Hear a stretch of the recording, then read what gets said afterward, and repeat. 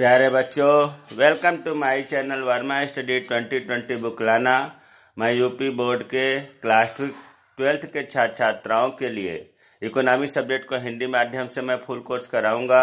यदि आप full course करना चाहते हैं तो मेरे चैनल को सब्सक्राइब कीजिए और बेल आइकन को प्रेस करना ना भूलें, ताकि जो भी वीडियो मैं अपलोड करूं उसका नोटिफिकेशन आपको सबसे पहले मिल सके। प्यारे बच्चों, समष्टि अर्थशास्त्र में चैप्टर 3 चल रहा है, मुद्रा और बैंकिंग। इसमें आज पार्ट 10 अर्थात 10वां वीडियो है। अगर इससे पहले का वीडियो नहीं देखे हैं तो आई बटन को क्लिक करके या डिस्क्रिप्शन बॉक्स में लिंक दिया हुआ है, उससे प्लेलिस्ट में जा करके अन्य वीडियो को देखें। जैसा कि प्रश्न में आप देख रहे होंगे कि आज हम लोग पढ़ेंगे कि केंद्रीय बैंक के द्वारा साख का नियंत्रण कैसे होता है। प्यारे बच्चों, केंद्रीय बैंक को ही आरबीआई भी कहते हैं और ये साख का नियंत्रण मुद्रा पूर्ति का नियंत्रण करता है। मुद्रा पूर्ति का मतलब हुआ कि एक समय में, एक पॉइंट ऑफ टाइम में पूरे अर्थव्यवस्था में कितना मुद्रा प्रचलन में है, जो पहले से हुआ है वो, जो एफडी डिपॉजिट बैंकों में है वो, सब मिला करके कितना मुद्रा पूर्ति हुआ, मुद्रा मनी सप्लाई। और साख का मतलब होता है क्रेडिट ऋण, इसकी हिंदी दूसरी हो गई ऋण। ऋण किसको दिया जाए, किसको नहीं दिया जाए, कब नियंत्रण किया जाए, कब ज़्यादा इशू किया जाए, इन सब को हम आरबीआई कैसे करता है इस वीडियो में हम लोग पढ़ेंगे। अब देखिए, दो प्रकार के इंस्ट्रूमेंट का प्रयोग करता है आरबीआई। साधन दो प्रकार का प्रयोग करता है, उपकरण जिसे आप कह सकते हैं। यहाँ हमने लिखा है मौद्रिक नीति के उपकरण, इसीलिए मैंने लिखा कि हम इसको मौद्रिक नीति, मॉनेटरी पॉलिसी भी कह सकते हैं। मतलब साख नियंत्रण के उपकरण तो कहेंगे ही, मुद्रा पूर्ति के उपकरण तो कहेंगे ही, लेकिन मौद्रिक नीति के उपकरण भी कहेंगे। मतलब इनके द्वारा जो है मौद्रिक नीति बना करके आरबीआई साख का नियंत्रण करती है। अब जो साख के नियंत्रण हेतु साधन प्रयोग किए जाते हैं वो दो तरह के हैं, मात्रात्मक उपकरण और गुणात्मक उपकरण, क्वांटिटेटिव इंस्ट्रूमेंट और क्वालिटेटिव इंस्ट्रूमेंट। अब देखिए, मात्रात्मक उपकरण में बैंक दर, repo rate, reverse repo rate, दूसरा है कैश रिजर्व अनुपात जिसको शॉर्ट में CRR कहते हैं, तीसरा है खुले बाजार की क्रियाएं OMO कहते हैं, ओपन मार्केट ऑपरेशन, और चौथा है वैधानिक तरलता अनुपात SLR कहते हैं। और गुणात्मक उपकरण भी चयनात्मक साख नियंत्रण इसके अंतर्गत आता है, साख राशनिंग, नैतिक प्रभाव, प्रत्यक्ष कार्यवाही। प्यारे बच्चों, बहुत महत्वपूर्ण है। अगर सच कहा जाए तो मुद्रा और बैंकिंग में सबसे महत्वपूर्ण क्वेश्चन तो यही बनता है कि साख का नियंत्रण आरबीआई कैसे करता है। देखिए, बार बार साख का नियंत्रण कहा जा रहा है, लेकिन यहाँ साख का मतलब केवल ऋण के नियंत्रण से नहीं है, मुद्रा पूर्ति की बात हो रही है। दोनों साथ साथ जब आरबीआई को लगेगा कि मार्केट में या अर्थव्यवस्था में मुद्रा ज़्यादा हो गई है, तो मुद्रा ज़्यादा होने का मतलब होता है कि महंगाई बढ़ गई, मुद्रास्फीति की स्थिति आ गई, तो ऐसी नीति बनाता है ताकि अर्थव्यवस्था से, मार्केट से आरबीआई के पास पैसे पहुंच जाए और मार्केट में मुद्रा कम हो, सप्लाई कम हो और मंदी आ जाए, संतुलन बना रहे। जिस प्रकार से मांग और पूर्ति का संतुलन बना रहता है, उसी तरह से आरबीआई ये प्रयास करता है कि मुद्रा जो है संतुलन में रहे। और जब आरबीआई को ये लगता है कि मार्केट में मंदी आ गई है, मुद्रा की कमी है, तो ऐसी पॉलिसी बनाता है ताकि मार्केट में मुद्रा बढ़ जाए। तो इसके लिए दो बताया गया, मात्रात्मक उपकरण है और गुणात्मक उपकरण है।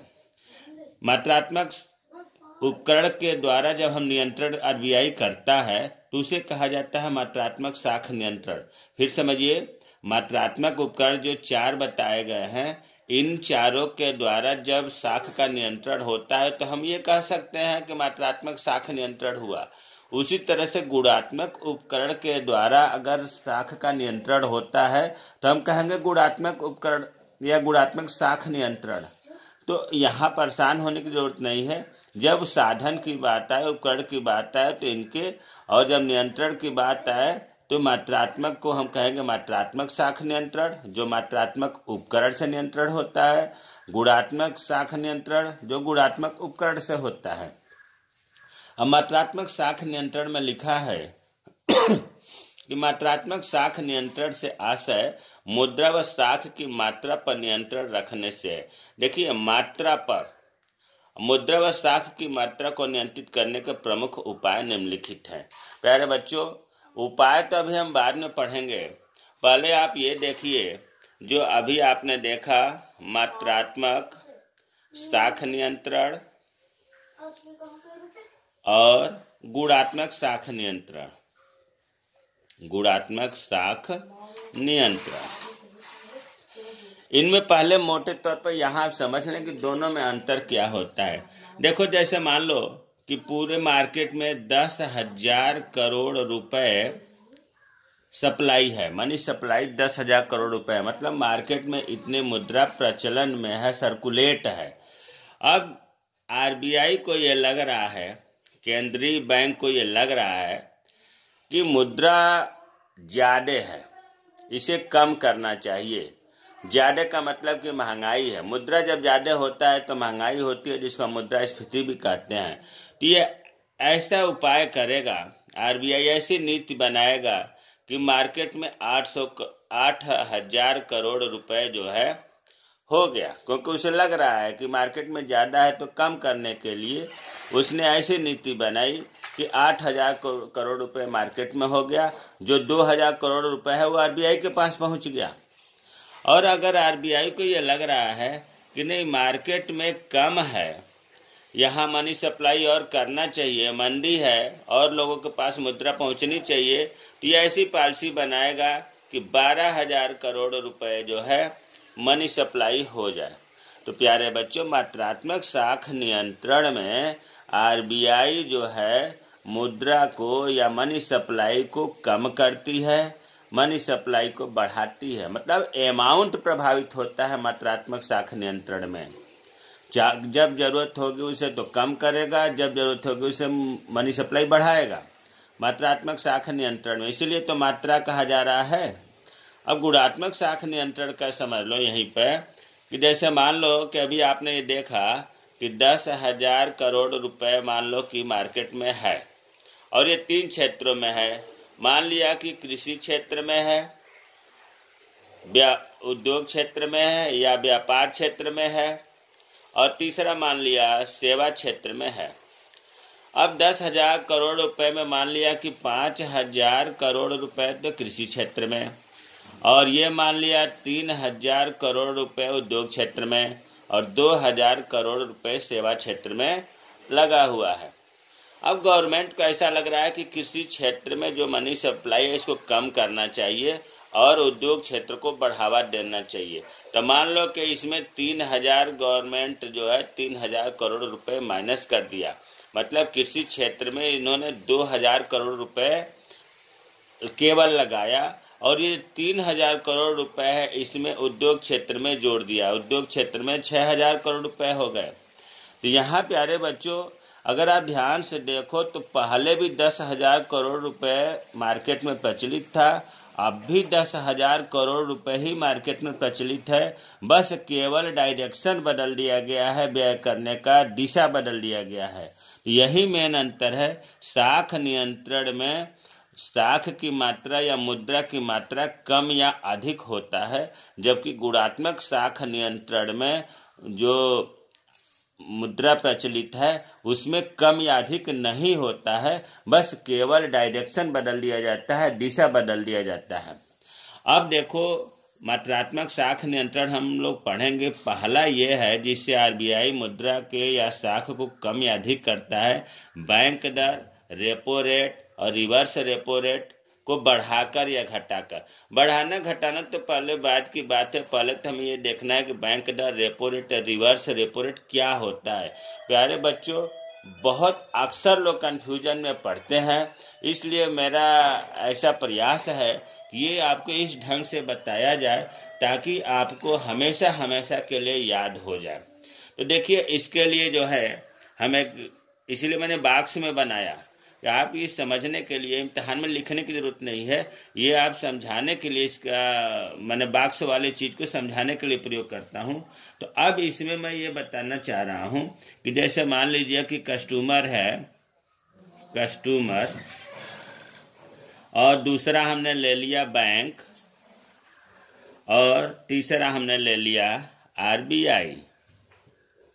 कस्टमर का मतलब ग्राहक से है, हम आप हो गए, जो बैंक में खाता धारक होते हैं उन्हें ग्राहक कहा जाता है। अब बैंक की बात करें, यहाँ बैंक में कमर्शियल बैंक की बात हो रही है, व्यापारिक बैंक की बात हो रही है। व्यापारिक बैंक में मान लीजिए कि एसबीआई हो गया, पीएनबी हो गया, एचडीएफसी बैंक हो गया, आईसीआईसीआई बैंक हो गया, सभी कमर्शियल बैंक इसमें आ गए। आरबीआई केंद्रीय बैंक है, ये भारत का एक ही केंद्रीय बैंक, या सभी देशों में एक ही केंद्रीय बैंक होता है। अब यहाँ हम ये बताना, अच्छा प्रश्न उठता है कि बैंक को ही क्यों लिया गया। बैंक आरबीआई को पता है कि मुद्रा की पूर्ति, मनी सप्लाई जिसे कहते हैं, या ऋण का लेन देन बैंक ही करता है, आम पब्लिक नहीं करता। इसलिए आरबीआई जो है बैंक को शिकंजे में कसता है। बैंक से ही एक्टिविटी पूरी आरबीआई की होती है, ताकि मनी सप्लाई बैंक के द्वारा ही होता है, इसलिए आरबीआई बैंक पर ही पॉलिसी लागू करता है। अब देखो, जब कस्टमर को मान लो कि लोन की ज़रूरत पड़ी, उधार की ज़रूरत पड़ी, ये क्या करेगा, बैंक के पास जाएगा और बैंक जो है इसे लोन देगा। बहुत कंसंट्रेट होकर, इत्मीनान से, हैप्पी माइंड से पढ़ना है। बैंक जो है कस्टमर को लोन देगा और इसके बदले में कस्टमर क्या करेगा, ब्याज देगा, बैंक को ब्याज देगा। अब यहाँ एक बार मन में बात आपको आ सकती है कि लोन बैंक देता कहाँ से, बैंक के पास पैसे कहाँ से आते हैं जो कस्टमर को लोन बांटता है। तो प्यारे बच्चों, इसमें इसका जवाब यही है कि बैंक में जितने भी खाता खुलते हैं, डिपॉजिट होते हैं, जिनको हम डिमांड डिपॉजिट कहते हैं, या जो फिक्स होते हैं, एक तो उसके द्वारा, और दूसरा ये भी आरबीआई से लोन लेता है, तब इसके पास पैसे होते हैं जो कस्टमर को बांटते हैं। तो ये क्लियर हो गया कि बैंक के पास पैसे कहाँ से आते हैं। अब देखो, जिस प्रकार से कस्टमर ने बैंक से लोन लिया, उसी प्रकार से बैंक भी आरबीआई से लोन लेता है। तो जब बैंक आरबीआई से लोन लेता है, तो चलो इसको हम चित्र के माध्यम से दिखा दें। लोन लेता है और इसके बदले में बैंक क्या करेगा, आरबीआई को ब्याज देगा। कोई नई बात नहीं बता रहा हूँ। जिस प्रकार से कस्टमर बैंक का रिलेशन है, उसी प्रकार से बैंक आरबीआई का है। बैंक जो है आरबीआई से लोन लिया और बैंक ब्याज दिया आरबीआई को लोन का। अब प्यारे बच्चों, यहाँ हम ये बताना चाह रहे हैं कि जो लोन मिलता है वो लोन दो तरह का होता है। एक तो होता है लंबे समय के लिए, जिसको हम कहते हैं दीर्घकालीन ऋण, जो 6 साल से 20 साल तक के लिए होता है, और दूसरा अल्पकालीन ऋण, जो कम समय के लिए होता है, मात्र 15 माह के लिए होता है। मान लो ये जो लोन लिया है बैंक, हमने यहाँ लिख दिया लंबे समय के लिए।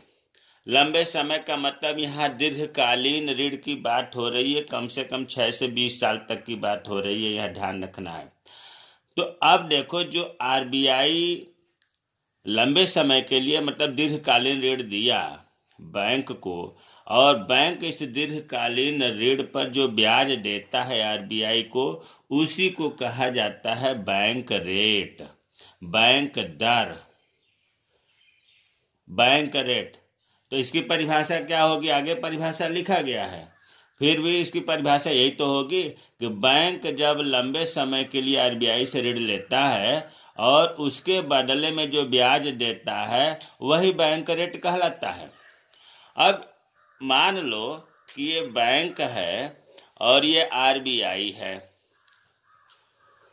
बैंक जो है लोन लिया आरबीआई से और इसके बदले में ब्याज दिया, और लिया क्या, लोन लिया। यहाँ लंबे समय के लिए, यहाँ लघु समय की बात हो रही है। शॉर्ट टर्म लोन की बात हो रही है, अल्पकालीन ऋण की बात हो रही है।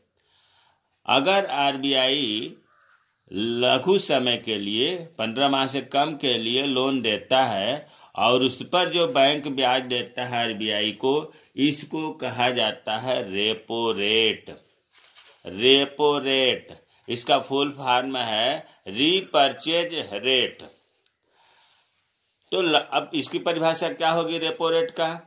भाई परिभाषा ये होगी कि बैंक जब अल्पकालीन समय के लिए आरबीआई से ऋण लेता है और उसके बदले में जो ब्याज देता है उसे रेपो रेट कहते हैं।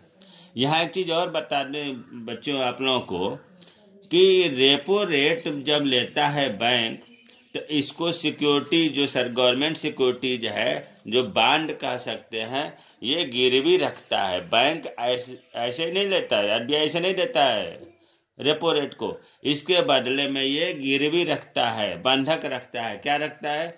गवर्नमेंट प्रतिभूतियाँ, सरकारी प्रतिभूतियाँ जिसमें बांड हो गया, शेयर हो गया, तो रखता है। लेकिन बैंक रेट में कोई गिरवी रखने की जरूरत नहीं पड़ती है। यही तो कारण है कि बैंक रेट हमेशा ज़्यादा होता है रेपो रेट से। क्यों?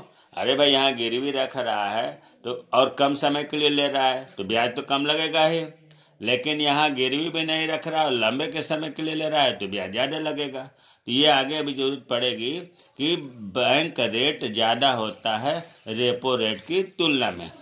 अब तीसरा हम देख लेते हैं रिवर्स रेपो रेट। देखो, इसको समझने के लिए हमने बैंक बनाया। बैंक का नाम लेते ही कमर्शियल बैंक आप समझिए, और आरबीआई हुआ। अब कभी कभी ऐसा होता है कि बैंक के पास जमा ज़्यादा हो गया पैसा और उसके पास पैसा ज़्यादा है लेकिन कोई ऋण लेने के लिए नहीं आ रहा है। तो अब वो सोचता है कि मैं आरबीआई के पास ही क्यों न रख दूं। आरबीआई के पास रखूंगा तो आरबीआई हमें ब्याज देगा। एक तो ये स्थिति हो सकती है, और दूसरी स्थिति ये हो सकती है कि आरबीआई को जब पैसे की जरूरत होती तो बैंकों से भी लोन ले लेता है। ऐसा नहीं है कि आरबीआई लोन नहीं लेता, आरबीआई भी समय समय पर बैंकों से लोन लेता है। और प्यारे बच्चों, ये जो लोन होगा ये अल्पकालीन ऋण होता है। अल्पकालीन ऋण, कम समय वाला ऋण होता है। यहाँ हम ये बताना चाहते हैं कि जब आरबीआई बैंक से लोन लेता है तो इसके बदले में बैंक भी तो देगा, आरबीआई तो देगा, बैंक को ब्याज देगा। तो जब ये आरबीआई ब्याज देगा, इसी को कहा जाता है रिवर्स रेपो रेट। रिवर्स का मतलब होता है उल्टा, रेपो रेट का उल्टा। तो यहाँ आप समझ रहे होंगे कि जब आरबीआई बैंक से लोन लेता है और उसके बदले में आरबीआई जब ब्याज देता है बैंकों को, उसी को कहा जाता है रिवर्स रेपो रेट। और यह अल्पकालीन ऋण ही देता है बैंक आरबीआई को। यहाँ ये जानना प्यारे बच्चों जरूरी है कि जिस रेट में यहाँ आप देख रहे हो कि आरबीआई ने जब दिया था लोन बैंक को और उस पर ब्याज लिया था जिसमें रेपो रेट कहते हैं, हमेशा इससे कम रेट पर ब्याज आरबीआई लोन लेता है बैंक से। मतलब रेपो रेट ज़्यादा होता है, उसकी तुलना में रिवर्स रेपो रेट कम होता है। देखो कितना आश्चर्यजनक बात लग रहा है कि आरबीआई अपने पैसा दे रहा है तो ब्याज ज़्यादा ले रहा है, आरबीआई जब अपने लिए लोन ले रहा है बैंक से तो ब्याज कम दे रहा है। ऐसी मौद्रिक नीति में है। तो हमें उम्मीद है कि बैंक दर, रेपो रेट और रिवर्स रेपो रेट आपको समझ में आ गया होगा। अब यहाँ ये हम बताना चाहते हैं, अभी हमने जो बताया है कि बैंक रेट सबसे ज़्यादा होगा, उसके बाद रेपो रेट इसकी तुलना में कम होता है, और सबसे कम रिवर्स रेपो रेट होता है। और रिवर्स रेपो रेट होता है, बैंक रेट में केवल प्रतिभूतियों की गिरवी नहीं रखना पड़ता है, जबकि रेपो रेट में और रिवर्स रेपो रेट में गिरवी रखा जाता है। अब यह हम बताना चाह रहे हैं बच्चों जो इसमें कैसे इनको बढ़ा करके या घटा करके आरबीआई जो है उसको कंट्रोल करता है, मनी सप्लाई को या क्रेडिट को। देखो यहाँ देखो, अगर ये मान लो कि आरबीआई ने लोन जो दिया बैंक रेट को बढ़ा दिया, पहले मान लो 8% है, ये बढ़ा करके 10% कर दिया। जैसे ही आरबीआई 10% करेगा तो इससे ज़्यादा ही बैंक ब्याज देंगे ग्राहक को। अब बैंक जो है 12% देने लगे, 13% देने लगे। हम ये बताना चाह रहे हैं कि आरबीआई जो है, आरबीआई को अगर ये लगता है कि मार्केट में पैसा ज़्यादा हो गया है, महंगाई ज़्यादा बढ़ गई है, हमें मनी सप्लाई कम करनी है, तो आरबीआई क्या करेगा, बैंक दर को बढ़ा देगा। बैंक दर जब बढ़ाएगा तो बैंक भी ब्याज को बढ़ाएंगे कस्टमर को देने के लिए, और जब बैंक ब्याज को बढ़ा देंगे तो कस्टमर क्या करेगा, नहीं लेगा, कम से कम लेगा। और जब कस्टमर नहीं लेगा तो क्या होगा, मार्केट में वो निवेश कम करेगा, उसकी आय कम होगी, बेरोजगारी बढ़ेगी, मंदी आ जाएगी। और अगर आरबीआई को लगता है कि नहीं, मनी सप्लाई करना चाहिए, मंदी ज़्यादा है, मुद्रा कम है, तो ये बैंक रेट क्या कम करेगा, कम कर देगा। जब कम कर देगा तो बैंक ढेर सारे आरबीआई से लोन लेने लगेंगे, बैंक भी रेट कम करेगा, फिर कस्टमर लेने लगेंगे, और कस्टमर जब ज़्यादा लेंगे तो क्या करेंगे, मार्केट में निवेश ज़्यादा करेंगे, रोजगार बढ़ेगा, जीवन स्तर उच्च होगा, खूब पैसा होगा, और धीरे धीरे महंगाई बढ़ेगी। तो कहने का मतलब यह है कि आरबीआई बैंक रेट बढ़ा करके मुद्रा पूर्ति को कम करता है, बैंक रेट को घटा करके मुद्रा पूर्ति को बढ़ाता है। ठीक उसी तरह से जब आरबीआई को लगता है कि मुद्रा पूर्ति ज़्यादा है, महंगाई ज़्यादा है, तो रेपो रेट को बढ़ा देगा, मनी सप्लाई कम हो जाती है। और जब आरबीआई को लगता है कि मुद्रा पूर्ति कम है, बढ़ाना चाहिए, तो रेपो रेट कम कर देता है। उसी तरह से रिवर्स रेपो रेट के साथ होता है। जब बैंक को लगता है कि बाजार में, मार्केट में मुद्रा ज़्यादा है, तो रिवर्स रेपो रेट जो है बढ़ा देता है। तो बैंक पब्लिक को न दे करके आरबीआई को देने लगते हैं कि ब्याज ज़्यादा मिल रहा है, मुद्रा की पूर्ति कम हो जाती है। और बैंक को, आरबीआई को अगर लगता है कि मार्केट में मुद्रा मनी सप्लाई कम है, तो ये अपना रिवर्स रेपो रेट कम कर देता है, तो मनी सप्लाई बढ़ जाती है। इतना ही जो हमने बताया, इसी चीज़ को हमने आगे लिख दिया है। अगर आपको नहीं समझ में आया है तो पढ़ने से समझ में आ जाएगा। जैसे बैंक दर, वह दर जिस पर केंद्रीय बैंक अपने व्यापारिक बैंकों को लंबे समय के लिए ऋण देता है। रेपो रेट, वह रेट जिस पर आरबीआई अपने व्यापारिक बैंकों को लघु समय के लिए ऋण देता है, और यह ऋण सरकारी प्रतिभूतियों को गिरवी रखने के बाद मिलता है। रिवर्स रेपो रेट आपको बता दिया गया कि वह दर जिस पर व्यापारिक बैंक आरबीआई के पास अपना अतिरिक्त फंड जमा करते हैं, या आरबीआई खुद जब बैंकों से लोन लेता है तो उस पर जो ब्याज देता है उसे रिवर्स रेपो रेट कहते हैं। यह भी अल्पकालीन होता है। और ये तो इतना आपको समझाने के लिए बताया गया, जबकि उसके अंदर जो पहला पॉइंट ये था कि repo rate, bank rate, reverse repo rate घटाना बढ़ाना, उसमें ये बात लिखनी है कि जब देश में मुद्रा प्रसार, महंगाई की स्थिति होती है तो आरबीआई बैंक दर, repo rate, reverse repo rate बढ़ा देता है, और जब मुद्रा संकुचन, मंदी की स्थिति होती है तो बैंक दर, रेपो रेट में कमी की जाती। इतनी सी बात समझाने के लिए हमको 23 मिनट आपको समझाना पड़ा, लेकिन हमें उम्मीद है कि बैंक दर, रेपो रेट और रिवर्स रेपो रेट क्लियर हो गया होगा। अब प्यारे बच्चों, कुछ नया डाटा है। देखो, वर्तमान में आज जो है 12 फरवरी 2021 है, आज जो वीडियो बनाया जा रहा है, आज के डेट में रेपो रेट 4% है। मार्च 2020 में 5.15% था। रिवर्स रेपो रेट आज के डेट में, फरवरी 2021 की डेट में 3.35% है। एक साल पहले मार्च 2020 में 4% थी।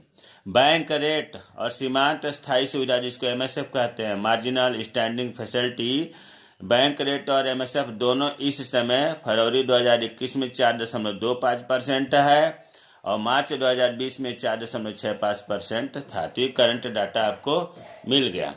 अब देखो दूसरा जो है CRR और SLR को बढ़ाकर या घटा करके RBI साख नियंत्रण करता है, मनी सप्लाई को नियंत्रण करता है।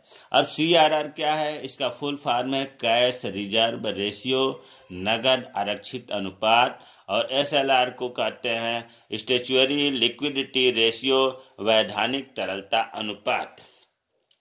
ये इन दोनों को बढ़ा घटा करके भी RBI मनी सप्लाई और साख नियंत्रण को करता है। अब कैसे करता है हम बाक्स में समझ लेते हैं, फिर क्लियर हो जाएगा। देखिए, जब हम अकाउंट खोलवाते हैं, सेविंग अकाउंट हो या फिक्स अकाउंट हो, फिक्स अकाउंट की यहाँ बात नहीं हो रही है, सेविंग अकाउंट या करंट अकाउंट की बात हो रही है। जब हम खाता खोलवाते हैं तो उसमें जो हम जमा करते हैं उसको हम कहते हैं प्राइमरी डिपॉजिट। प्राइमरी डिपॉजिट जब हम खाता खुलवाते हैं, मान लो हमने खाता खुलवाया और उसमें हमने जमा कर दिया 1,000 रुपये। बैंक में कोई ग्राहक जो है खाता खुलवाया और 1,000 रुपये जमा कर दिया। अब इस 1,000 रुपये को बैंक क्या काम करेगा? अपने अनुभव के आधार पर इसको 2 भागों में बांटेगा। 200 रुपये तो वो अपने पास रख लेगा, अपने जेब में रख लेगा। प्यारे बच्चों ध्यान देना, जब हम खाता खुलवाए, मान लो 1,000 रुपये से खाता खुलवाया, तो बैंक 200 रुपये अपने पास रख लेगा और जो 800 रुपये बचा है उसको वो लोन बांटेगा। लोन के रूप में जो खोजेगा, जो आएगा उसको दे देगा। अब ये 200 रुपये जेब में क्यों रखेगा? आप पूछोगे क्यों जेब में रखा? जेब का मतलब अपने पास रखेगा, इसलिए कि अगर कोई ग्राहक पैसा लेने आएगा तो इसी पैसे को तो देगा। और दूसरी बात, कुछ पैसे उसे RBI को भी देने पड़ते हैं, इसलिए मान लो 200 रुपये अपने पास रख लिया। तो एक बात इससे निष्कर्ष ये हमको मिला कि जो अपने पास रखता है वो अगर स्वयं के पास रख ले, बैंक स्वयं के पास नगद रख ले, तो उसे हम कहते हैं SLR।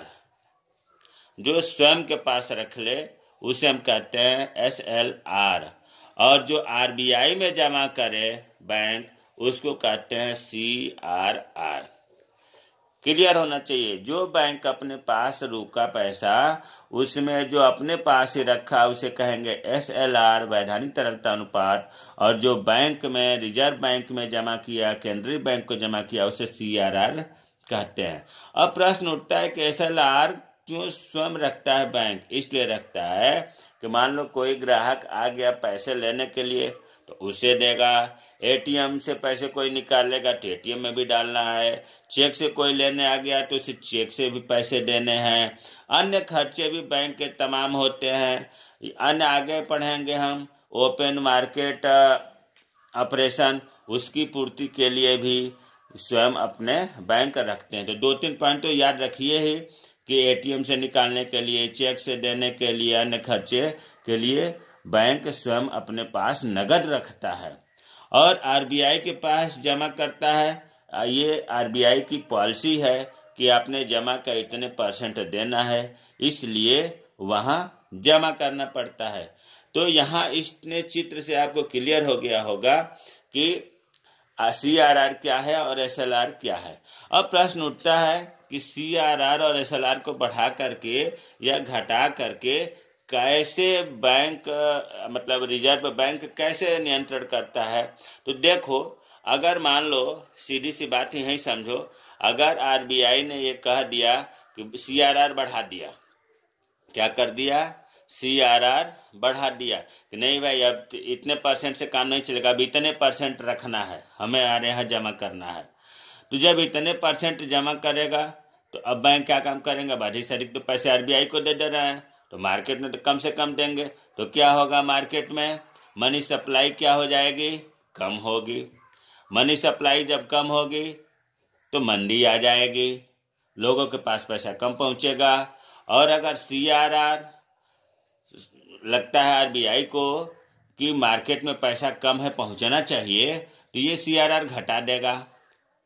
बैंक, रिजर्व बैंक कह देगा कि हमारे पास पैसे इतने कम कर दिया जमा करने वाला, तो बैंकों को तो मजे आ गए, बैंकों पर पैसे ज़्यादा हो गए जो लोन दे सकते हैं, पब्लिक को दे सकते हैं।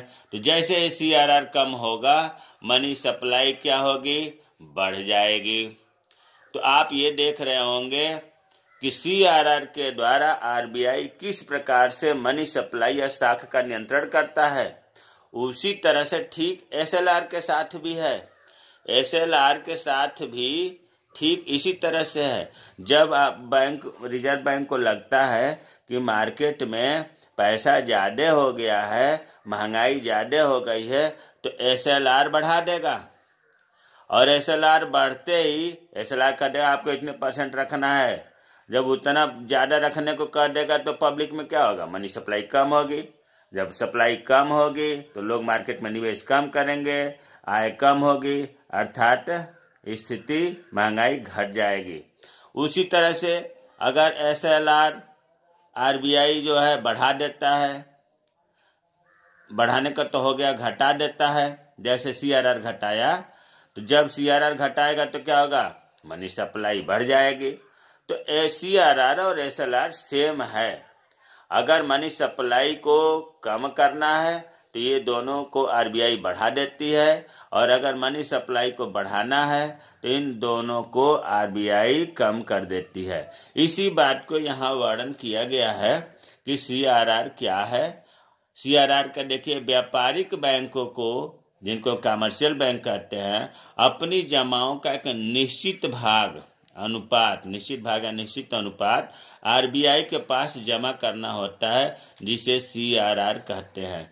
प्यारे बच्चों, इसमें एक जमाओं का, जो उसके पास डिमांड डिपॉजिट है उसकी बात हो रही है, फिक्स डिपॉजिट है उसकी बात हो रही है।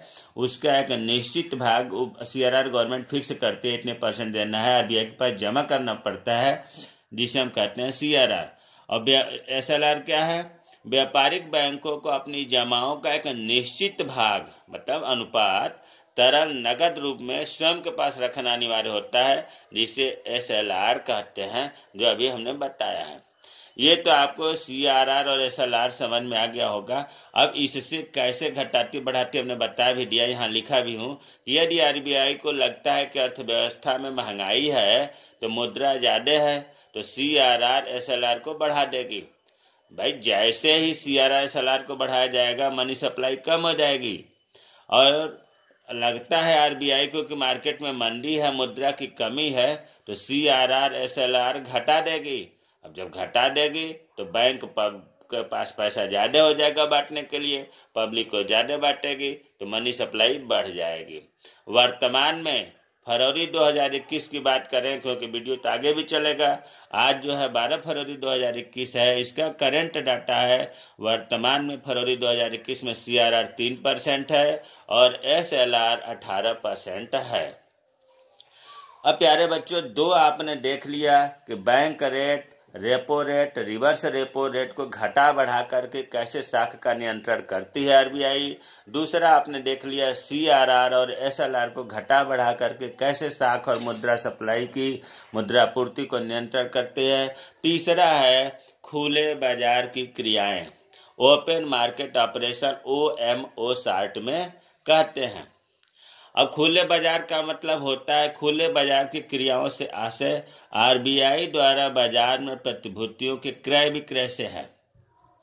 खुले बाजार की क्रियाओं का अर्थ हुआ कि केंद्रीय बैंक जो है बाजार में खरीदती बेचती है क्या, प्रतिभूतियों को। अब प्रश्न उठता है, प्रतिभूतियां क्या है।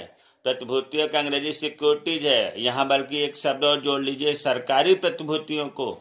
RBI के पास इतना पावर होता है कि गवर्नमेंट सिक्योरिटीज को वो खरीद सकती है और बेच सकती है। प्रतिभूतियों में देखो, ऋण पत्र भी आ गया, बिल में जैसे मान लो ट्रेजरी बिल आ गया, कमर्शियल पेपर आ गया। अगर इतना आप नहीं याद कर सकते हैं तो प्रतिभूतियों में शेयर और बांड से याद कर लीजिए। तो प्रतिभूतियों का मतलब शेयर हुआ, बांड्स हुआ। तो अब आप समझ रहे होंगे कि RBI को इतना पावर होता है कि गवर्नमेंट प्रतिभूतियों को, गवर्नमेंट के शेयर को, गवर्नमेंट के बांड्स को खरीदने बेचने की पावर होती है। और RBI को अगर लगता है कि मार्केट में महंगाई है, मुद्रा ज़्यादा है, तो क्या काम करेगा, प्रतिभूतियों को बेचने लगती है, जिससे मनी सप्लाई कम हो जाती है। और मार्केट में अगर उसे लगता है कि मंदी है, मुद्रा की कमी है, तो आरबीआई प्रतिभूतियों को खरीदने लगती है, जिससे मनी सप्लाई बढ़ जाती है। इसको हम चित्र के माध्यम से समझते हैं। देख लो, जैसे मान लो कि ये आरबीआई है और ये जो है मार्केट है, मतलब बैंक है या पब्लिक है, दोनों खरीद सकते हैं प्रतिभूतियों को।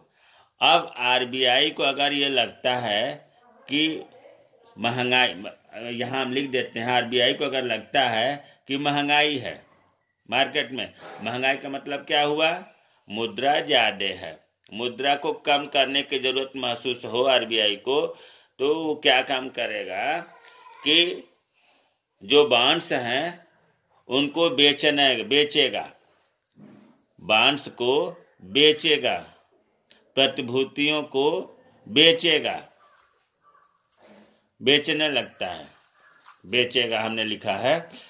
अब होता क्या है कि बॉन्ड्स जब बेचेगा तो अब आप सोचो कि इसे खरीदेगा कौन। प्यारे बच्चों, सरकारी बॉन्ड्स को या रिजर्व बैंक को जो बॉन्ड्स बेचता है उसको खरीदने के लिए तो ढेर सारे लोग, आम पब्लिक हाथ फैलाए रहती है कि मैं खरीद लूँ। क्यों?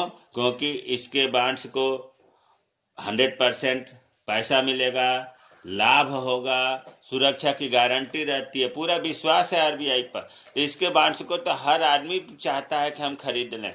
तो जैसे ही आरबीआई को लगता है कि मार्केट में पैसा ज़्यादा है, ये प्रतिभूतियों को बेचने लगता है। और बैंक क्या काम करते हैं कि जब बॉन्ड्स को खरीदेंगे तो ये क्या करेंगे, मनी देंगे आरबीआई को। भाई मनी देंगे तभी तो उनको बॉन्ड्स मिलेगा। अब मनी इकट्ठा करता जाता है आरबीआई, और क्या होता है, बैंक और पब्लिक में अर्थात मार्केट में मुद्रा की कमी हो जाती है। आरबीआई के पास चला गया पैसा, मुद्रा की कमी हो जाती है। और जब मुद्रा की कमी होगी तो क्या होगा, जो महंगाई थी इसमें अब उल्टा हो जाएगा, मंदी आ जाएगी। और ठीक इसका उल्टा, मान लो आरबीआई हमने यहाँ बना दिया, यहाँ हमने बना दिया बैंक या पब्लिक। अगर आरबीआई को लगता है कि मार्केट में मंदी है, मंदी का मतलब हुआ कि मुद्रा की कमी है, मुद्रा की पूर्ति होनी चाहिए, तो आरबीआई क्या काम करेगा कि ऐसी पॉलिसी बनाएगा, कहेगा कि आम पब्लिक से, बैंक से कि भाई जो अगर बॉन्ड्स मतलब खरीदने लगेगा, यहाँ बॉन्ड्स बेच रहा था और ये बॉन्ड्स खरीदने लगेगा, क्रय करेगा। अब मान लो परसेंटेज बढ़ा करके खरीदने लगा, तो लोग अपना बॉन्ड जो खरीदे थे वो आरबीआई को देने लगेंगे, और आरबीआई उनके बदले में क्या करेगा, मनी देने लगेगा। तो इस सिस्टम से क्या होगा कि आरबीआई के पास जो पैसे जमा थे वो मार्केट में पहुंच गए, बैंक के पास पहुंच गए और पब्लिक के पास पहुंच गई। और जैसे ही पब्लिक के पास मार्केट में मुद्रा पहुंची तो मुद्रा की क्या होगी, मुद्रा बढ़ जाएगी मार्केट में, और मुद्रा बढ़ जाएगी तो फिर धीरे धीरे मार्केट संतुलन हो जाएगा, और ज़्यादा बढ़ जाएगी तो फिर महंगाई आ जाएगी। तो कहने का मतलब यह है कि इस खुली बाजार की क्रियाओं का मतलब यह हुआ कि आरबीआई सरकारी प्रतिभूतियों को बेच करके और खरीद करके साख का नियंत्रण करती है, मुद्रा मनी सप्लाई का नियंत्रण करती है। तो आपको 3 बताया गया मात्रात्मक साख नियंत्रण में। पहला बताया गया कि bank rate, repo rate, reverse repo rate के घटा बढ़ा करके साख नियंत्रण करती है। दूसरा आपको बताया गया सीआरआर और एसएलआर को घटा बढ़ा करके आरबीआई साख नियंत्रण करती है। और तीसरा बताया गया ओ मतलब खुली बाजार क्रिया, आर्थिक क्रियाएं, अभी जो हमने पढ़ा है ओएमओ के द्वारा भी घटा बढ़ा करके बॉन्ड्स को क्रय विक्रय करके भी साख नियंत्रण आरबीआई करती है। जो दूसरा है गुणात्मक साख नियंत्रण। गुणात्मक साख नियंत्रण में हमने बताया था कि इसमें जितना मनी सप्लाई है उसमें कोई कमी अधिक नहीं होता है, केवल डायरेक्शन बदल जाता है। जैसे हमने उदाहरण बताया था कि मान लो कि 10,000 करोड़ रुपए है प्राथमिक क्षेत्र में सरकार ने लगाया 5,000 करोड़ रुपए, द्वितीय क्षेत्र में लगाया मान लो कि 3,000 करोड़ रुपए और तृतीय क्षेत्र में लगाया 2,000 करोड़ रुपए। सरकार को बाद में ऐसा लगा कि प्राथमिक क्षेत्र में कम करके द्वितीय क्षेत्र में बढ़ाना चाहिए, तो मान लो इसमें से 2,000 कम करके इसमें जोड़ दिया। तो हम ये देख रहे हैं कि गुणात्मक साख नियंत्रण में मनी सप्लाई में कमी अधिक नहीं होता है, केवल दिशा बदल जाता है, डायरेक्शन बदल जाता है। इसको नियंत्रण करने के लिए तीन चार विधियां हैं। पहला है चयनात्मक साख नियंत्रण। प्यारे बच्चों, चयनात्मक साख नियंत्रण का मतलब यही होता है कि जो बैंक अवांछित आर्थिक क्रियाएं करते हैं, जो नहीं करना चाहिए, उन पर आरबीआई रोक लगाती है, हतोत्साहित करते हैं। इसके लिए क्या करेगी आरबीआई? ऋण सीमा में परिवर्तन कर देगी कि भाई कृषि क्षेत्र में 5,000 नहीं जमा करना है, अब 3,000 देना है अधिकतम लोन। व्यापार क्षेत्र में 3,000 नहीं है, इसमें 5,000 तक दे सकते हैं। तो ऋण सीमा में परिवर्तन कर देगी और जिसमें रोक लगाना है उसमें तमाम नियंत्रण करेगी। विशेष प्रकार के ऋणों की जांच करेगी, क्योंकि देना तो नहीं है ना, कम करना है। विलासिता वस्तुओं के ऋण किस्त में परिवर्तन करेगी। तो चयनात्मक साख नियंत्रण का मतलब यही हुआ कि ऋण देने पर रोक लगाना या उन्हें कम करना होता है। दूसरा है साख राशनिंग। साख राशनिंग, इसमें कड़े कदम उठाती है आरबीआई भिन्न भिन्न क्षेत्रों के लिए, भिन्न भिन्न मतलब प्राथमिक क्षेत्र, द्वितीय क्षेत्र, तृतीय क्षेत्र के लिए साख की अधिकतम सीमा निर्धारित कर देती है, जिसको हम कहते हैं साख की राशनिंग। इसमें फिक्स कर देती है गवर्नमेंट कि आपको इससे अधिक ऋण नहीं देना है, तो हम साख की राशनिंग, साख राशनिंग कहेंगे। 1 नवंबर 1975 से यह व्यवस्था लागू की गई है कि कोई व्यक्ति या संस्था अगर 2 करोड़ रुपए या इससे अधिक का राशि लेना चाहता है तो उस बैंक को देने से पहले आरबीआई की अनुमति लेनी पड़ेगी। 2 करोड़ से या 2 करोड़ रुपए अगर कोई लोन लेने आया है तो बैंक नहीं दे सकता। उसके लिए क्या करना पड़ेगा? बैंक को आरबीआई से अनुमति लेनी पड़ेगी। ये साख राशनिंग कहलाता है। तीसरा है नैतिक प्रभाव। नैतिक प्रभाव में देखिए, कोई लिखा पढ़ी नहीं होता है। जिस प्रकार से आपको गार्जियन, आपके माँ बाप समझाते हैं कि भाई वहाँ मत जाना, इस कार्य को मत करना, उसके साथ मत रहना, स्कूल जाते हो तो ये कहा जाता है कि समय से आ जाना, उस लड़के के साथ जो खुराफाते उनके साथ मत रहना। उसी तरह से आरबीआई जो है बैंकों को मौखिक रूप से सलाह या निर्देश देता है कि भाई देखो, आपको जो है होम लोन कम देना है, वाहन लोन ज़्यादा देना है, इस क्षेत्र के लोन को कम करना है, इस क्षेत्र को लोन को बढ़ाना है। मौखिक रूप से वो निर्देश देता है, और जिसको हम कहते हैं नैतिक प्रभाव। और कमर्शियल बैंक क्या काम करते हैं? कुछ सलाह को वो मानते हैं, क्योंकि उन्हें पता है कि अगर हम सलाह नहीं मानेंगे तो आरबीआई से हमें हानि हो सकती है। तो इसे कहा जाता है नैतिक प्रवाह। और चौथा होता है प्रत्यक्ष कार्यवाही। प्रत्यक्ष कार्यवाही का मतलब यह होता है कि आरबीआई को अधिकार प्राप्त है, उसको पावर है कि यदि कोई बैंक उसके आदेश का पालन नहीं करता है तो या उसके नीतियों के विरुद्ध आचरण करता है, व्यवहार करता है, तो आरबीआई उस बैंक का, उस कमर्शियल बैंक का लाइसेंस रद्द कर सकती है या उसे कोई अन्य दंड दे सकती है।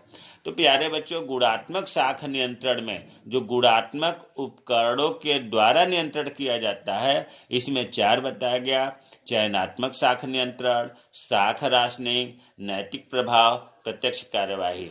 मुझे उम्मीद है कि आरबीआई के द्वारा, केंद्रीय बैंक के द्वारा साख नियंत्रण की जो दोनों विधियां बताई गई, मात्रात्मक साख नियंत्रण, गुणात्मक साख नियंत्रण, समझ में आया होगा। अगर आपको इसमें कहीं कोई पॉइंट समझ में नहीं आया है तो कमेंट बॉक्स में कमेंट करें, मैं रिप्लाई करूंगा। बहुत महत्वपूर्ण है कि साख नियंत्रण आरबीआई कैसे करता है। छोटे छोटे प्रश्न तो इसमें बहुत बनते हैं कि बैंक दर क्या है, रेपो रेट क्या है, रिवर्स रेपो रेट क्या है। तो हमें उम्मीद है कि ये वीडियो पसंद आएगी। मेरे चैनल को सब्सक्राइब कीजिए। हाँ, एक निवेदन है कि अगर कोई ऐड आता है तो प्लीज़ उसे स्किप न करें, क्योंकि स्किप अगर करेंगे तो जो हमें यूट्यूब की तरह से सपोर्ट मिलता है वो कम मिलेगा, नहीं मिलेगा। मन अच्छा लगता है जब आप कमेंट करते हैं, रिप्लाई करते हैं, तो बहुत मन उत्साहित होता है और अच्छे से अच्छा वीडियो बनाने को मन करता है। जय हिंद, जय भारत।